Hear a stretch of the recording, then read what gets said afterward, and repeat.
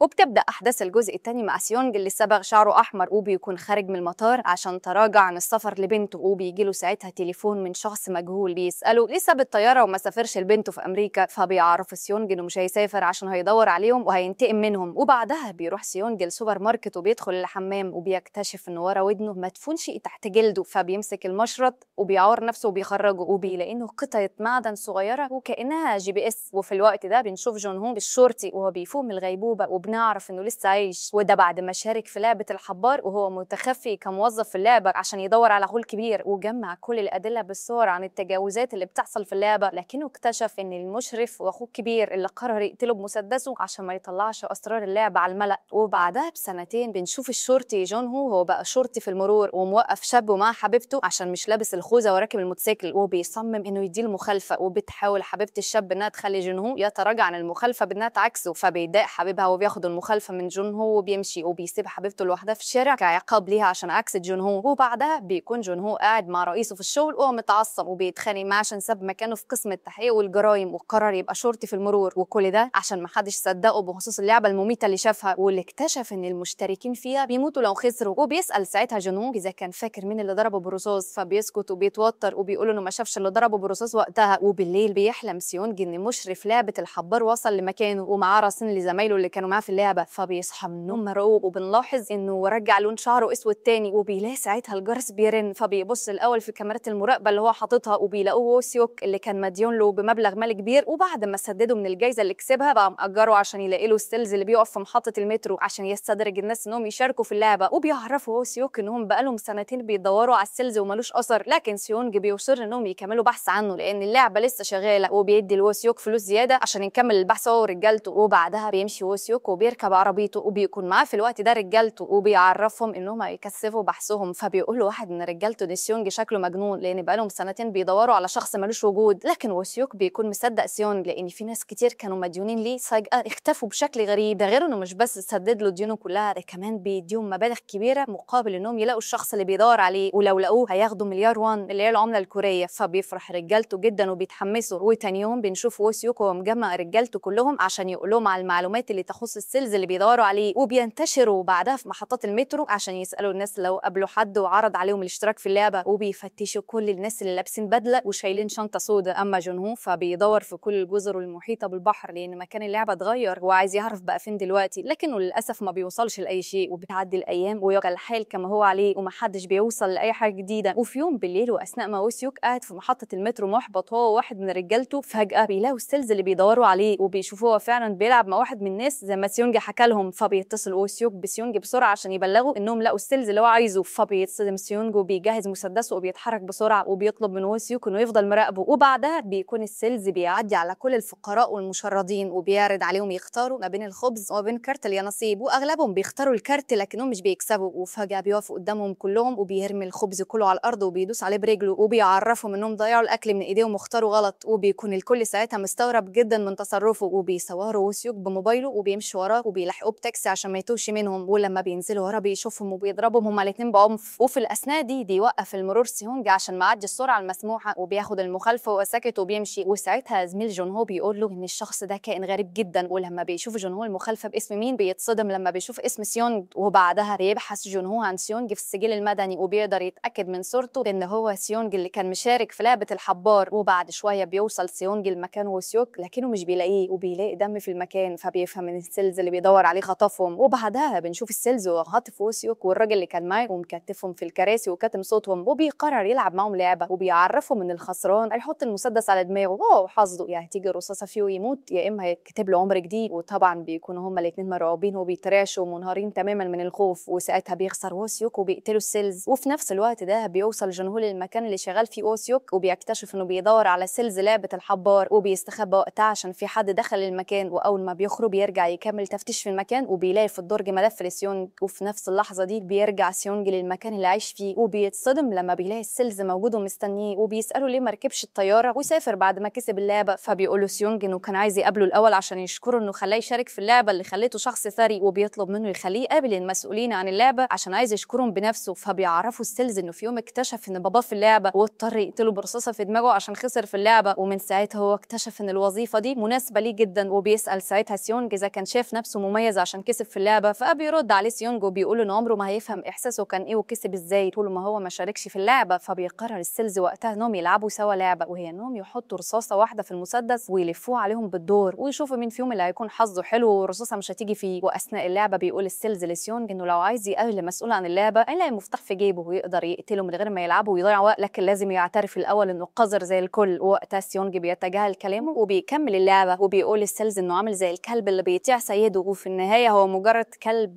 ومالوش قيمة. وساعتها بيكون الدور على السيلز وبيكون حظه إنه الرصاصة بتيجي فيه هو وبيموت. وفي اللحظة دي بيكون جون هو في عربيته بعد ما عرف مكان سيونج وبيسمع صوت الرصاص، فبينزل بسرعة وبيدور على سيونج في كل الغرف الموجودة في المبنى، وبيلاقي مساعد هو سيوك اللي عاش مربوط ومحطوط على السرير ومتجرد من لبسه، وبيعرف ان اسمه كيم. فبيسأله عن سيونج وبيعرف منه انه في الغرفة رقم 410. فبيروح جون هو لسيونج وبيشوف ساعتها جثة السيلز، فبيقبض عليه بتهمة اشتباهه في جريمة قتل. ولكن في نفس الوقت ده بيجي كيم وبيضرب جون هو على دماغه وبيقول لسيونج انه كيم مساعد هو سيوك، وبيعرفه انه هو سيوك اتقتل على ايد السيلز. وقتها بيكون مع سيونج كارت خاص بلعبة الحبار لقاه في جيب السيلز ومكتوب فيه عنوان. وبعدها بيفوق جون هو من الضربة وبيكون سيونج قاعد معاه وبيحاول يعرف منه عرفه منين. فبيفكروا بالليلة اللي حصل فيها خناقة في مسكن اللعبة ودخل المقنعون ساعتها عشان يوقفوا الخناقة. فبيتصدم سيونج وبيكون فاهم انه واحد من موظفين اللعبة، فبيشرح له جون هو انه كان متخفف وسطهم عشان يلاقي اخوه، لكن سيونج مش بيصدقه. فبيقول له جون هو ان وقتها سأله اذا كان يعرف شخص فعلا اسمه انهو لان ده يبقى اخوه. فبيفتكر سيونج ان فعلا في حد من المقنعين سأله عن انهو، وبيسأل جون هو سيونج مين الشخص المقتول ده. فبيعرفوا ان ده السيلز اللي بيستدرج اللاعبين للعبة وان هو اللي قتل نفسه عشان خسر في اللعبة اللي كان بيلعبها معاه. وبيعرفوا كمان انه بيدور عن المسؤولين عن اللعبة عشان ينتقم منهم ويوقفهم. فبيحكي له جون هو انه شاف المسؤول عن اللعبة لما كان من الموظفين وكانوا مسمينه القائد، لكنه كان لابس طول الوقت قناع اسود. فبيقرر سيونج انه يدور عليه لوحده، وبيقول جون هو ان العجوز رقم 1 قال له ان اللعبة دي معمولة للزباين ولو وصل للزباين ساعتها اللعبة هتقف وتنتهي. ووقتها جون هو بيعرفه انه عايز يلاقيهم زيه بالظبط لانه مش هيقدر ينسى اخوه زي ما هو اكيد ما نساش الناس اللي ماتت في اللعبة، ده غير انه هيقدر يساعده. وبعدها بياخد سيونج كيم وجون هو للغرفة اللي حاطط فيها الفلوس اللي كسبها من اللعبة، وبيوريهم الأسلحة اللي جمعها على مدار سنتين عشان يكون جاهز للمواجهة. وبيوريهم كمان المكان السري اللي كان بيتدرب فيه على استخدام الأسلحة دي، وبيطلب من جون هو يستقيل من وظيفته. وبيروح سيونج السمسار بيساعد الناس في الهجرة عشان يطلب منه انه يجيب والدة سي بيوك من كوريا الشمالية لكوريا الجنوبية. فبيعرفوا ان تم اطلاق سراحها ولكنها مريضة بسبب تفشي السل في السجن والموضوع هياخد وقت. فبيقول لسيونج انه هيديله اي فلوس هو عايزها، وبيديله ساعتها ورقة فيها عنوان محل الاسماك بتاع مامته، وبيعرفوا انه لو ما عرفش يوصل له هيلاقي اخو سي بيوك هناك. وبعدها بيروح لنفس السمسار بنت شابة اسمها نويول، وبنعرف انها بتدور على بنتها اللي عندها سنة لانها موجودة في كوريا الشمالية. فبيرد عليها السمسار وبيقولها انه مستحيل طفل عندها سنة تصمد كل ده في كوريا الشمالية وكمان من غير باباها ومامتها، وبيفكرها انها هربت وجت هنا بعد ما ضربت رئيسها في الشغل بالنار، يعني تعتبر مجرمة. وبيعتذر من نيول عشان جرحها بكلامه، وهو عارف ان موضوع نسيان الام لبنتها شيء صعب لكنها لازم تحاول خصوصا ان بنتها اكيد ماتت. وبالليل بنشوف نيول وهي قاعدة في عربيتها وماسكة صورتها مع بنتها وجوزها وبتعيط، وفجأة بيخبط شخص مجهول على شباك العربية وبيدي لنيول الكارت الخاص بلعبة الحبار. فبتستغرب وقتها. وتاني يوم الصبح بيكون جون هو في طريقه للمقابر عشان يشوف قبر زوجة اخوه اللي ماتت، وبيحط لها ورد زي ما كان اخوه بيعمل دايما. ولما بيرجع لبيته بيكون قاعد مع مامته وبتقول له بحزن انها حاسه ان اخوه ما بقاش عايز يعيش معاهم، وبتكون خايفه يكون مشي عشان فاكر انها بتفضل جون هو عنه، وده لانه جون هو يبقى ابنها اما هو فيبقى ابن جوزها. وبتشك انه حزين من ساعه موت مراته لانها لما تعبت ما قدرش يساعدها عشان اتبرع بكليته لجون هو لما كان مريض. فبيقول لها جون هو كان واضح ان هو بيكرهه لانه كان ممكن يبيع كليته مقابل تامين العلاج لزوجته. وبيتعصب جون هو ساعتها على مامته عشان طول الوقت بتحسسه بالذنب. ووقتها بنشوف نيول وهي بتقدم استقالتها، وبنعرف انها كانت شغاله مع فرقه تنكريه للاطفال في الملاهي، واثناء ما بتخرج من الملاهي بتشوف عربيه اسعاف وبيحطوا فيها طفله صغيره مريضه اسمها نايون، وباباها ساعتها بيكون منهار من خوفه عليها. وبتقرر نيول انها تروح للمستشفى، وبتسمع الدكتور وهو بيبلغ ابو نايون انها مريضه بسرطان الدم وللاسف التامين مش هيغطي تكاليف علاجها. فبتتسحب نيول وبتدخل لغرفه نايون وبتمسك ايديها وبتبص لها بحب وبتسيب لها الطاقيه بتاعتها. وبعدها بتتصل بالرقم الموجود على كارت لعبه الحبار وبتقول الشخص اللي رد عليها انها عايزه تشارك في اللعبه وبتديها اسمها وتاريخ ميلادها، فبيعرفها على العنوان اللي هتروحه عشان تستنى فيه اللي هينقلوها للعبه. وفي نفس الوقت ده بنشوف سيونج وهو جايب دكتور يشيله ضرس من ضروسه وبيحط له مكانه ضرس مزيف فيه جهاز تتبع، وبيحاسبه كيم وبيطلب منه انه يفضل ساكت وما يتكلمش. وبيشوف سيونج وجون هو الرجاله اللي جابهم كيم عشان يساعدوهم في الخطه، وبيعرفهم كيم انهم كانوا في القوات الخاصه للجيش الكوري، وبيتعرف سيونج على قائدهم كيم وبيتفق معاه الخطه اللي هيمشي عليها هو وفريقه. وبيروح سيونج للعنوان اللي لقاه على كارت اللعبه اللي كان مع السيلز، وبيستغرب كيم ان كل الناس متنكرين، فبيعرفوا جون هو ان النهارده الهالوين. وبيدخل سيونج وكيم للمكان اللي فيه الحفله، وبيفضل جون هو مستنيهم في العربيه وبيراقبهم من خلال جهاز التتبع اللي حطه سيونج في ضرسه. وفجاه بيشوف جون هو في نفس اللحظه دي اشخاص لابسين بدل حمراء واقنعه، وبيعرف انهم تبع لعبه الحبار، فبيتكلم مع كيم عشان يحذره هو وسيونج. ولما بيحاول يدخل الحفله بيمنعوا الحراس، فبيهدد واحد منهم بالمسدس بتاعه وبيدخل. وفي الحفله ساعتها بيجي واحد من موظفين اللعبه على كيم وبيكهربه بالساق الكهربائي، اما سيونج فبيمشي وراه واحد منهم وبيلاقي وقتها عربيه بيضه مستنياه، فبيركب فيها وبيمشي معاهم. فبيشوفوا جون هو وبيطلب من كيم القائد وفريقه انهم يتتبعوا العربيه البيضاء بعد ما قدموا نمرها. وفي العربيه بيلاقي سيونج سماعات على شكل دبدوب وبيكلموا منها قائد اللعبه وبيعرفوا انه كان لازم يسافر لبنته، لكن سيونج ساعتها بيرد عليه بحزم وبيطلب منه يوقف اللعبه. فبيعرفوا القائد ان كل اللي مشاركين في اللعبه شاركوا بمزاجهم، ووقتها بيعترض سيونج على كلامه وبيقول له انه بيستغل حاجه الناس للفلوس وبيلعب بمشاعرهم عشان يشاركوا في اللعبه. وبيطلع مسدسه وبيحاول يقتل السواق اللي سايق العربيه، فبيعرفوا المسؤول ان اللي بيفكر فيه مش هيحصل. وفي الاثناء دي بنكتشف ان في قناص بيضرب نار على عجل عربيه كيم وفريقه عشان يمنعهم من تتبع العربيه اللي فيها سيونج. ووقتها بيقرر سيونج انه يشارك في اللعبه تاني، ولما بيستغرب القائد بيستفز سيونج وبيقول له انه اكيد خايف يخسر قدامه زي العجوز رقم 1 النام. فبيرد عليه القائد وبيقول له ما دام هو اللي اختار يشارك في اللعبه فينفذ له طلبه. وفي اللحظه دي بيترش غاز مخدر في العربيه، وبنكتشف ان قائد اللعبه قاعد قدام جنب السواق ولابس قناعه الاسود وبيرحب بعوده سيونج رقم 456 للعبه من تاني. وفي نفس الوقت ده بنشوف نيول وهي بتلبس اللبس الخاص بلعبه الحبار. وتاني يوم بيصحى سيونج من نومه وبيلاقي نفسه في مبنى لعبه الحبار ونايم على السرير ولابس بدله اللاعبين، وبيشوف حوالين اللاعبين المشاركين وهم بيصحوا من النوم زيه. وفي نفس الوقت ده بيدخل عليهم موظفين اللعبه اللي لابسين البدل الحمراء والاقنعه وبيعرفوهم انهم هيشاركوا في 6 العاب مختلفين على مدار 6 ايام، واللي هيقدر يفوز بالالعاب ال6 هياخد جايزه نقديه كبيره. لكن اللاعبين ساعتها بيسالوهم ليه خطفوهم بالطريقه دي وليه لابسين اقنعه ومخبين وشهم، فبيرد عليهم واحد من الموظفين وبيقول لهم ان كل ده عشان اللعبه تفضل امنه، وان سياسه اللعبه بتنص ان الموظفين ما يكشفوش عن هويتهم مهما حصل. لكن ساعتها رقم 333 بيكون عايز فلوسه عشان يتابع سوق العملات المشفره وما يخسرش فلوسه، فبيتكلم واحد من الموظفين وبيقول للكل ان المشترك رقم 333 اسمه ميونج وعنده 30 سنه وبيدير قناه على اليوتيوب يقنع بها مشتركينه انهم يستثمروا في العملات الرقميه. هو تسبب بخسارتهم ل 15 مليون وون، وساعتها قناته اتقفلت واختفى لانه مطلوب بتهمه الاحتيال وانتهاك قوانين الاتصالات والاستثمارات الماليه وعليه ديون بمليار ونص وون. وبيتكلم الموظف بعدها عن اللاعبه رقم 196 وده بيكون اسمها مينا كانج وعليها ديون ب 45 مليون وون. وبيفضل الموظف يتكلم عن كل اللاعبين المشاركين في اللعبه وبيتصدم الكل ان في واحد منهم مديون ب 10 مليار. وبعدها بيفاجئهم الموظف ان الجائزه هتكون 45 مليار وون، وبيعرفهم كمان ان بعد كل لعبه هيكون في تصويت لو عايزين يكملوا الالعاب ولا لا. فبيستغرب سيونج لان ده معناه انهم يقدروا يمشوا في اي وقت وياخدوا الفلوس اللي جمعوها من الالعاب. وبيبدا اللاعبين يوقعوا على موافقتهم ببدء اللعبه والمشاركه فيها. وبعدها بيتخانق اللاعب رقم 230 اللي اسمه ثانوس مع ميونج عشان كان من المستثمرين في العمله المشفره اللي كان شغال فيها، ويعتبر نصب عليه وخسروا فلوسه كلها. وبنعرف ان ثانوس مغني راب مشهور، وقت التصوير بيكون معجبينه من اللاعبين عايزين يتصوروا معاه، لكن بيمنعهم واحد من الموظفين لان ده ضد قوانين اللعبه. وفجاه بيتفاجئ سيونج بواحد من صحابه اسمه جونج بي وبيعرف انه مشارك في اللعبه. وساعتها جونج بي بيتصدم ان سيونج عايش لانه فاكر انه مات عشان مختفي بقاله 3 سنين، وسمع كمان ان مامته ماتت. وبيحكي جونج بي لسيونج انه طلق مراته وابنه دلوقتي عايش معاها، فبيقولوا سيونج بقلق انه لازم يفضل جنبه وقريب منه وما يبعدش لحظه عنه، فبيستغرب جونج من طريقته. وفي نفس الوقت ده بيكون جون هو بيتتبع موقع سيونج وبنشوفه وهو في السفينه ومعاه كيم وبيدوروا على المكان اللي ظهر على الخريطه لحد ما بيوصلوا لجزيره في البحر، وبيستخدموا كاميرا الدرون عشان يقدروا يحددوا بيها موقع سيونج بدقه. وفجاه بيوصل كيم للصياد واقف على شط البحر وبيصطاد، فبيتصدم وقتها ان جهاز التتبع اللي كان في ضرس سيونج مرمي وسط الطعم اللي بيستخدمه الصياد. وساعتها بيكلم كيم جون هو بيعرفه اللي حصل. وبعدها بنشوف اللاعبين في الملعب عشان يبداوا لعبتهم الاولى اللي بيكون اسمها اشاره حمراء اشاره خضراء. وساعتها بيستغرب سيونج ازاي كيم وجون هو اتاخروا عشان يوصلوا له، فبيشوف الضرس المزيف اللي حطه وبيكتشف ان جهاز التتبع اللي كان فيه اتشال، فبيتصدم وقتها صدمة كبيرة وبيقف يتكلم مع كل اللاعبين وبيعرفهم إن دي مش مجرد لعبة، لأنهم لو خسروا هيموتوا، عشان اللعبة دي عبارة عن عروسة بترصد حركتهم وقت الإشارة الحمراء، ولو حد فيهم اتحرك هيموت. فبيسخر الكل من كلامه وبيفتكروه مجنون وبيشكوا إنه بيعمل كل ده عشان يكسب هو في اللعبة لوحده وياخد الفلوس. وفي نفس الوقت ده بتبدأ اللعبة وبتبدأ العروسة بالعد قبل ما تلف وتشوف مين اللي بيتحرك. فبيقرر سيونج إنه يساعد اللاعبين بما إنه جرب اللعبة دي وعارفها كويس. وساعتها جونج باي بيطلب من سيونج يهدى عشان بدأ يخوفه. وفي نفس اللحظة دي بتقف نحلة على رقبة اللاعبة مينا رقم 196 ومن خوفها بتتحرك، وساعتها بتصاب بطلق ناري في راسها وبتموت. فبيقول سيونج للكل بصوت عالي إنه ما يتحركوش ويخبوا بقهم وما بيتكلموا، لكن من الخوف والذعر اللي حصل بيتحرك مجموعة كبيرة من اللاعبين وبيموتوا واحد ورا التاني. وبنعرف وقتها إن نيول من ضمن موظفين اللعبة وهي المسؤولة عن قتل اللي بيخسروا، وبيبقى أبو نيول من ضمن اللاعبين. وبنشوف في الوقت ده القائد هو قاعد بيتفرج على اللعبة من خلال شاشة التلفزيون، وبيبدأ ساعتها الكل يصدق كلام سيونج وبينفذوا اللي بيطلبوا منهم لحد ما بيوصل جزء منهم لخط النهاية. ولما بيشوف سيونج واحد من اللاعبين اتصف رجليه ولسه عايش بيقرر يرجع تاني للعبة عشان يساعده، وبتنضم له اللاعبة هيون شو رقم 120 وبيوصلوا لخط النهاية وبينجحوا. لكن نيول بتقتل اللاعب اللي أنقذوه لأنه فاشل وما كسبش بمجهوده، فبيتصدم سيونج هو وهيون شو. وبعد اللعبة بيدخل الموظفين على اللاعبين فبيخافوا جدا منهم، وساعتها واحد من الموظفين بيهنيهم عشان كسبوا في أول لعبة. لكن وقتها كل اللاعبين بيحاولوا يطلبوا من الموظفين السماح والمغفرة عشان خايفين انهم يقتلوهم. فبيعرفوا من الموظف انهم مش بيأذوا حد. فبيتكلم سيونج وبيقول الكل ان البند رقم 3 في اللعبة بيقول ان لو صوت الكل بانتهاء اللعبة بتنتهي وكلهم بيمشوا. لكن للأسف لما بيشوفوا اللاعبين الفلوس اللي اتجمعت من أول لعبة بعد موت 91 شخص بيطمعوا وبيقرروا يلعبوا اللعبة التانية كمان. وساعتها الموظفين بيقرروا يعملوا التصويت ويسيبوا اللاعبين حرية الاختيار. فبيبدأ سيونج وبيصوت بانتهاء اللعبة، وشوية وبيلاحظ ان عدد الموافقين على استكمال اللعبة بيكبر. فبيتكلم معاهم وبيطلب منهم يرجعوا لعقلهم لانهم لو كملوا اللعبة دي هيموتوا كلهم. وساعتها اللاعبين بيتعصبوا عليه عشان عمال يقول لهم يعملوا ايه وما يعملوش ايه. فبيدافع جونج بي عن سيونج وبيقول لهم انه لولا سيونج كان زمانهم ميتين. فبيقول سيونج بعصبية وانهيار انه لعب اللعبة دي قبل كده من 3 سنين وعشان كده عارف ايه اللي هيحصل في اللعبة الاولى وكل اللي كان معاه ماتوا. فبيفهم الكل ان سيونج هو اللي فاز، لكن ده بيخليهم يطمعوا اكتر في الفلوس وبيصمموا انهم يكملوا اللعبة. وفي نفس الوقت ده بيهدد واحد بالموظفين سيونج عشان بيعطل عملية التصويت. ولما بيحصل تعادل بيكون اللاعب رقم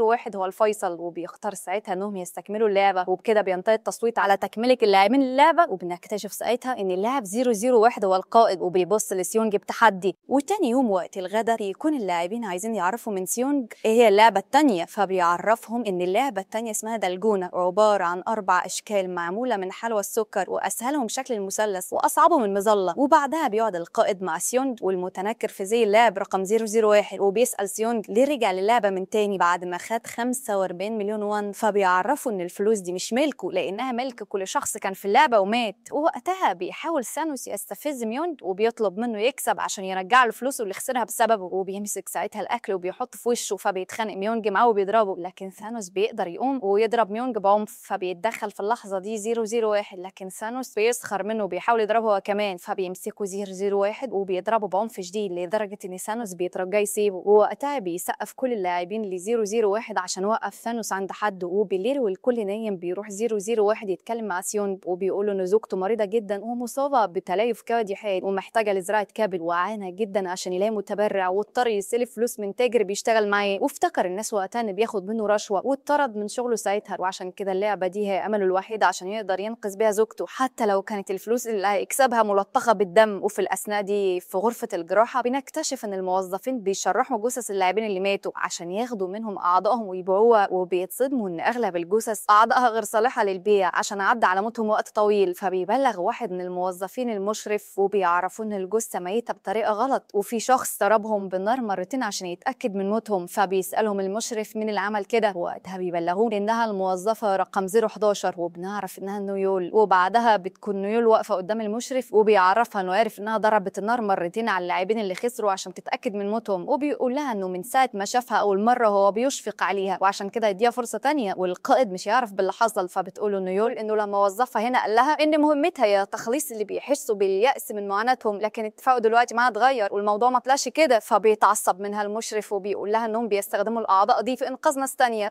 بتسيبه نيول وبتمشي. وبعدها بنشوف جون هونغ وهو رايح لاسم الشرطة وبيطلب من رئيسه انه يساعده، لكن رئيسه بيكون متعصب منه عشان قدم استقالته من غير ما يقول له، لكن بيحاول برضه يساعده. وساعتها بيروح جون هو مع رئيسه لمأمور مركز مركز الشرطة عشان جنهو يطلب منه انهم يدوروا على المكان اللي بيحصل فيه لعبة الحبار، لكن مأمور الشرطة بيتعصب عليه وبيعرفه ان مفيش قضية من غير دليل، ولما يكون معاه الدليل ساعتها بس هيصدقه وبيسيبه ويمشي ومتعصب جدا. وبعدها بنشوف كيم وقاعد مع بارك القبطان اللي بيساعده هو وجنو في البحث عن الجزيرة، وبيقعد كيم يحكي له عن سيونج واللعبة. ووقتها اللاعبة 222 اللي اسمها جون هي بنكتشف انها تعرف ميونج اللي بيتفاجئ بوجودها لانه ما خدش باله منها ولا شافها، وبنعرف كمان ان جون هي حامل من ميونج واتفق معاها انها تجهض الجنين لكنها رفضت وقررت تحتفظ بيه، وبتعرف انها فرحانه فيه عشان فانس ضربه. وبعدها بتبدا اللعبه الثانيه وبيكتشف سيونج انها لعبه جديده ومطلوب منهم انهم يتقسموا الفرق مكونه من 5 افراد، وبيتخانق اللاعبين ساعتها مع سيونج عشان فاكرينه كذب عليهم لما قال لهم ان اللعبه الثانيه هي لعبه حلوى السكر، فبيدافع عنه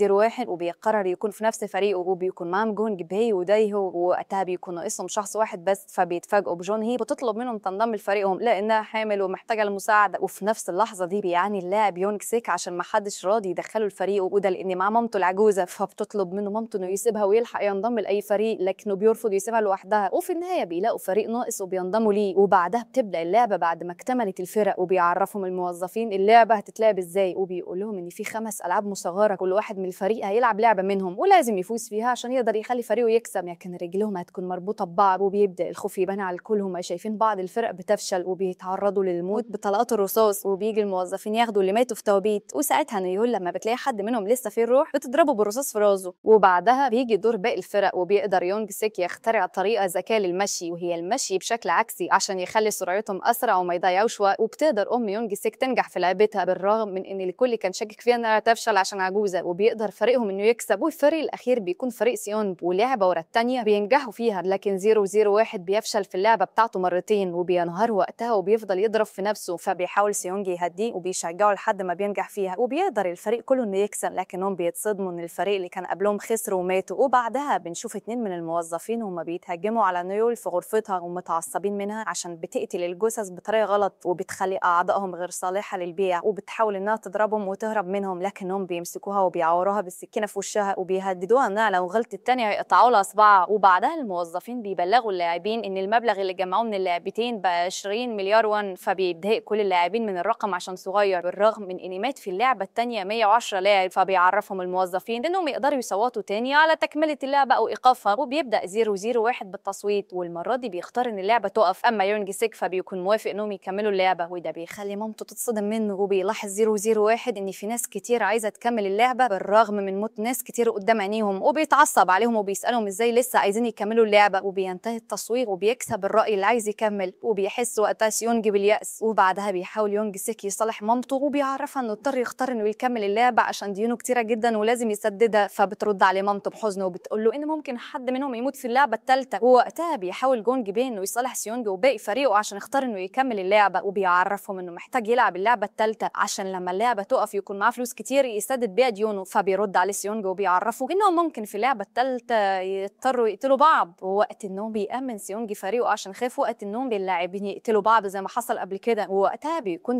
011 مستغرب من اللي بيعمله سيونج وبيقولوا انه خاف وقلقان زياده عن اللزوم، فبيتضايق سيونج وبيفكروا انه ما شافش اللي هو شافه عشان يتكلم، وبيعرفهم انهم هيتناوبوا على الحراسه لحد تاني يوم. ولما الكل بينام بتحاول يونج سيك انها تقنع الموظفين يخلوها تروح الحمام هي وجون هي، وبتحاول ساعتها تستعطفهم عشان يوافقوا، وفعلا بتنجح. وبعدها بشويه بتحس يونج سيك ان جون هي اتاخرت في الحمام، فبتدخل عليها وبتلاقيها بتعيط وبتخاف تكون حاسه بألم او الجنين يكون حصل له حاجه، فبتقولها جون هي انها بتعيط عشان خايفه. وتاني يوم بنشوف جون هو مجمع فريقين، فريق هيتحرك مع القبطان بارت وفريق هيتحرك مع القبطان كو، وبيقول جون هو لبارك انهم لازم يلاقوا الجزيره قبل ما ال6 ايام يخلصوا لان ساعتها هتكون اللعبه انتهت، ووقتها بيعرف اللاعبين ان اللعبه الثالثه هتبدا بعد لحظات، وبيكتشفوا انها عباره عن منصه هيصنعوا منها ارقام ومهمتهم تشكيل مجموعه عدد افرادها مطابق للرقم ويدخلوا للغرف الموجوده ويقفلوا الباب خلال 30 ثانيه، وساعتها بيكون كل اللاعبين بيفكروا ازاي هيشكلوا مجموعات مطابقه للرقم اللي هيتقال، وساعتها بتبدا المنصه بالدوران وبتقف فجاه وبيسمعوا الرقم 10 وقدامهم 30 ثانيه يشكلوا فيها فريق مكون من 10 افراد ويدخلوا للغرفه ويقفلوا الباب، ووقتها بيتنافس الكل وبيتخانقوا سوا، وبينهار سيونج وقتها وهو شايف اللاعبين اللي خسروا وهم بيموتوا برصاص الموظفين، ومره ورا مره اللعبه بتصعب اكتر وبيبداوا يشدوا بعض للغرف عشان يجمعوا الرقم، وفي مره من المرات يجي الرقم 3 وبنشوف 2 هم بيسحبوا يونج سيك من مامته وبتفضل لوحدها لحد ما بياخدها سيونج معاه هو و001، وساعتها 001 بيسال يونج سيك فين ابنها، بتتعصب عليه عشان بتحس انه يقصد ان ابنها سابها لوحدها، وبتعرفها ان ابنها قلبه طيب. ولما بيخرج الكل من الغرف بيكون يونج سيك منهار عشان ساب مامته لوحدها وما رجعلهاش تاني، وبتحاول ساعتها مامته انها تهديه. وفي الجوله اللي بعدها بيدخل ميونج الغرفه من الغرف بدل اللاعبه يونج مي، وبتموت ساعتها عشان خسرت. وده بيخلي ام يونج سيك تنهار وتعيط هي وكل اللي معاها، لان يونج مي كانت بنت طيبه وبتحبهم. وفي الجوله اللي بعدها بنشوف جونج بي وهو مع 001 في نفس الغرفه، لان الرقم اللي جالهم كان 2، وعشان معاهم شخص زياده في الغرفه بيقتلوا 001 بعنف. وده بيخلي جونج بي مستغرب تصرفه. وبعد انتهاء اللعبه بيبلغ الموظفين اللاعبين انهم هياخدوا اصواتهم تاني عشان لو حابين يوقفوا اللعبه قبل ما يبداوا اللعبه الرابعه. وبيبدا اللاعبين بالتصويت، وبيفرح سيونج شويه عشان عدد اللاعبين اللي عايزين يوقفوا اللعبه زاد شويه. لكن جونج بي بيكون قلقان من 001 وبيحس انه يختار يكمل اللعبه، لكنه بيختار ان اللعبه تقف، وساعتها بتكون النتيجه تعادل. فبيقول لهم الموظف ان في الحاله دي هيتم اعاده التصويت، لكن هيسيبوهم لبعض الوقت يفكروا شويه في قرارهم. وبعدها بنشوف ثانوس وهو بيحاول يقنع اللاعب من سونو يغير تصويته ويصوت استكمال اللعبه، لكن ساعتها ميونج بيتدخل وبيطلب من ثانوس يبعد عن منسو. فبيبدا ثانوس يستفز ميونج بجون هي وبيتكلم عن علاقتهم ببعض، وبيحصل خناقه كبيره ما بينهم، وبيضرب ثانوس ميونج بعنف. لكن في نفس اللحظه دي بيكون مع ميونج شوكه وبيطعن بيها ثانوس في دقنه ورقبته. وفي الاثناء دي بيشوف جون هو والقائد كيم باب في الارض في جزيره من الجزر، ولما بيروحوا للباب وبيحاولوا يفتحوه بيكون في قنبله وبتنفجر، وبيرجعوا بعدها للسفينه تاني. وبيفهم جون هو كيم ان المسؤولين عن اللعبه عارفين تحركاتهم وحاطين لهم فخ في كل حته، وبيقرر جون هو انهم ما يستخدموش الموبايلات ويستخدموا اللاسلكي افضل. وفي الاثناء دي بيكون ميونج منهار وخايف من اللي عمله في ثانوس لانه قتله، وبيدخل الحمام وبيقفل الباب عليه. وبنشوف وقتها كل اللاعبين بيتخانقوا مع بعض وبيضربوا بعض، وبتوصل بالبعض منهم الحاله لانهم يقتلوا اي حد يشوفوه قدامهم. ووقتها الموظفين بيكونوا على باب الحمام ثابتين وما بيتحركوش وسايبين اللاعبين يموتوا بعض. وبعدها بنشوف اللاعبين اللي رافضين يكملوا اللعبه واللاعبين اللي مصممين انهم يكملوا اللعبه، وهم في تحدي وصراع مع بعض. وشويه وكل فريق منهم بيقعد لوحده، وكل واحد منهم بيفكر في خطه عشان فريقه يكسب بيها التصويت. ووقتها بيقترح سيونج انهم يحاربوا الموظفين وياخدوا اسلحتهم، فبيعرضوا 001 عشان شايف ان الموظفين عددهم اكبر وكمان هيكون معاهم اسلحه اكتر. فبيعرفوا سيونج ان دي فرصتهم الاخيره عشان يوقفوا بيها اللعبه وينهوها. ووقت النوم بنشوف مجموعه من اللاعبين وهم بينزلوا تحت السراير عشان يستخبوا من الفريق اللي موافق على استكمال اللعبه. وفي اللحظه دي بنشوف اللعيبه كلهم وهم في صراع عنيف مع بعض وبيقتلوا بعض بدون تفكير او تردد. وبنشوف سيونج وقتها هو مستخبي تحت سريره ومش بيتحرك، وبيكون مستني ظهور الموظفين لان موت عدد كبير من اللاعبين مش في مصلحتهم، لان مش هيكون في لعيبه تكمل اللعبه. وفعلا بعد شويه بيدخل الموظفين وبيخوفوا الكل باسلحتهم. وفي الاثناء دي بيمثل سيونج انه ميت عشان يهجم على الموظفين، وبيعمل زيه ديهو هو وجونج بي، وبيقدروا ياخدوا اسلحه من الموظفين وبيهاجمون بيها. وده بيخلي المشرف يتجنن وبيطلب من الموظفين ينسحبوا ويقفلوا الابواب، لكن سيونج واللي معاه بيمسكوا البعض منهم، وبيمنع سيونج واحد من اللي معاه انه يقتل الفريق اللي كان مصمم يكمل اللعبه بالرغم من انهم قتلوا مجموعه كبيره من اللي رفضوا يكملوا اللعبه. وبيدمر سيونج واللي معاه الكاميرات كلها، وبيقفوا يتكلموا مع كل اللاعبين، وبيقول لهم سيونج انهم لازم يهجموا على المسؤولين اللي بيتابعوهم من خلال الكاميرات. وبيتكلم جونج بي هو كمان وبيقول للكل انه خايف زيهم ولكن دي فرصتهم الوحيده للهروب. فبيتشجع اللاعبين واحد ورا الثاني انهم ينضموا لسيونج، وبعدها بيخلي سيونج الموظفين اللي يمسكهم يخلعوا اقنعتهم ويظهروا هويتهم، وبياخد واحد منهم عشان يدلهم على المكان اللي فيه مسؤولين اللعبه. لكن فجاه بيهجم عليهم باقي الموظفين المسلحين وبيضربوا عليهم نار، وبيحذرهم المرشد من انهم يسمحوا للاعبين يقربوا من منطقه الاداره، لكن سيونج واللي معاه بيقدروا يهربوا منهم. وساعتها الموظف اللي مع سيونج بيوصلوا لطريق منطقه الاداره وبيعرفوا انه لازم يلبس القناع بتاعه عشان يقدر يتخطى النظام الامني. وفجاه بتيجي رصاصه في دماغ الموظف ده، فبيستخبى سيونج واللي معاه وبيضربوا نار هم كمان على الموظفين، وبياخد القناع من الموظف اللي اتقتل وبيهرب هو وجونج بي عشان يدوروا على منطقه الاداره بنفسهم. وبيفتحوا باب ورا التاني لكنهم مش بيلاقوا اي شيء، فبيلبس سيونج القناع قدام الكاميرا، وساعتها فجاه بيتفتح الباب اللي بيوصل لمنطقه الاداره. وفي نفس الوقت ده بيكون المشرف شايفهم من كاميرات المراقبه، فبيطلب من الموظفين انهم يمسكوهم. واول ما بيشوفوا الموظفين سيونج وجونج بي بيهجموا عليهم باسلحتهم، لكن سيونج بيكون شجاع جدا وبيقدر ياخد من الموظفين اللي ماتوا الاسلحه اللي كانت معاهم. وفي الاثناء دي بنشوف 001 وهو بيبص للكاميرا، وبيوصل بعدها لمكان سيونج وجونج بي، وساعتها بيلاقي سيونج بيديله ذخيره عشان تكون معاه احتياطي. وفي الاثناء دي بيكون هو بيجمع الذخيره من جيوب الموظفين اللي ماتوا، لكنه بيحس ان صوت اطلاق النيران زاد اكتر، فبيخاف جدا وبيقرر يتراجع وينسحب، وبيرمي اللاسلكي على الارض وما بيردش على باقي زمايله. وفي نفس الوقت ده اول ما بيبعد 001 عن سيونج بيقتل اللاعبين الاثنين اللي معاه، وبيكلم سيونج من اللاسلكي اللي معاه وبيقول له ان كده خلاص انتهى كل شيء، وبيسمعوا صوت اطلاق النار وهو بيقتل اللاعب اللي بيطلع في الروح قدامه. فبيصدم سيونج وقتها وبيكون مش فاهم ايه اللي بيحصل، وبيفتكر ان الموظفين قتلوا 001 واللي معاه، معاه. ووقتها في السفينة صاحب الطيارة الدرون بيشوف بارك وهو بيلعب فيها وبيشك فيه ساعتها، وده بيخلي بارك يطعنه ويرميه في البحر. وبيجي في نفس الوقت ده كيم وبيقول لبارك إنه سمع صوت غريب، فبيكذب عليه بارك وبيقول إنه سمع نفس الصوت وجي زيه يشوف مصدره، وبيوهمه إن ده كان صوت الأمواج. وبنشوف وقتها عدد كبير من اللاعبين اتصاب والوضع بقى سيء لدرجة إن واحد منهم بيقرر يقتل نفسه وينتحر. وساعتها بيبلغوا سيونج إنهم هيستسلموا، لكن الموظفين بيقتلوهم في نفس اللحظة دي. وبيقرر سيونج وجونج بينهم يستسلموا هما كمان لأنهم بقوا لوحدهم. وبيظهر القائد وهو لابس قناع أسود وبيقتل بمسدسه جونج بي قدام سيونج وهو بيقول له إن دي نتائج أخطائه. فبينهار وقتها سيونج عشان جونج بي وبيفضل يصرخ ويعيط بحرقة وغضب. وبينتهي المسلسل للأسف نهاية مفتوحة بتقول إن في جزء تالت.